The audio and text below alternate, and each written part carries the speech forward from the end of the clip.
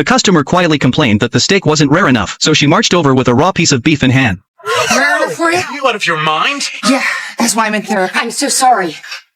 It's not bad. That felt so good. She was just a chef in the restaurant, yet even the owner treated her with deep respect. Katie was the head chef, hot-tempered and a total workaholic, but that never stopped customers from loving her. The restaurant's fame largely depended on her. One day while working in the kitchen, Katie got the heartbreaking news that her sister had died in a car crash. She rushed to the hospital, only to find her little niece alone in the room. When Annie woke up, she finally learned her mom was gone. Lying in that hospital bed, she wept in silence. Even the stern and strict Katie shed a quiet tear. After being discharged, Annie moved in with Katie, bringing along a room full of stuffed animals. Katie took care of her with great care, even made a delicate fish dish just for her, but Annie didn't touch it. She quietly went back to her room without a bite. When Katie's break ended, she said goodbye and rushed back to work. As soon as she entered the kitchen, she noticed a new chef playing upbeat music. Everyone was singing and working under his rhythm and lead. Katie looked at the new guy confused. For the first time, she felt her authority being challenged, but little did she know, this man was about to change her life. After school, Katie brought Annie to the restaurant. She mentioned Annie refused to eat anything she cooked. That caught James's attention. He approached the girl and let her sniff some fresh mint. Then he made a bowl of pasta, sprinkled some mint on top, and casually took a bite in front of her. Right after that, he made an excuse to walk away, leaving the bowl in Annie's hands. The smell was irresistible, and soon Annie couldn't stop eating. Katie was stunned. She looked at James and gave him a silent thank you. Later that night, she carried the sleeping Annie in her arms, and for the first time, she softly said goodnight to James before leaving. The tension between them started to melt. On the way home, Annie said she wanted James's Italian food this weekend. Katie told James, so they agreed to cook together at her place. James arrived with bags full of ingredients. Annie excitedly put on an apron and became his little assistant. Katie tried to help, but was gently kicked out of the kitchen. James patiently guided Annie step by step. The two of them had the best time cooking together. They made a beautiful dinner as a team. Then Annie brought Katie in. As she opened her eyes, she was amazed by the food and the cozy atmosphere. That night, the three of them shared a warm and joyful evening. For a moment, they looked just like a happy little family, and for the first time in a long while, Katie smiled from the heart.